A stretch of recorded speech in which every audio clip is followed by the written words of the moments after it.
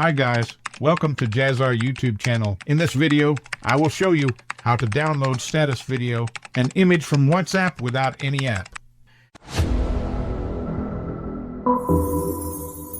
Go to your WhatsApp application, watch the status that you want to download.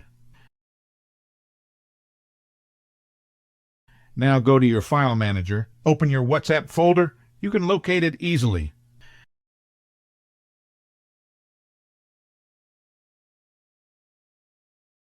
In WhatsApp folder, select Media.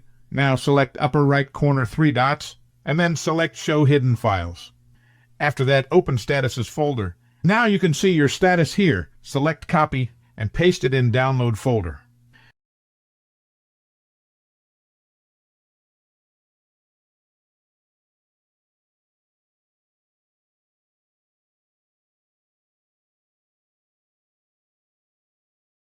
Here you are. Now you can open your gallery. Your saved status is there. Thanks for watching. Please like, share, and subscribe, and leave a comment if you have any questions.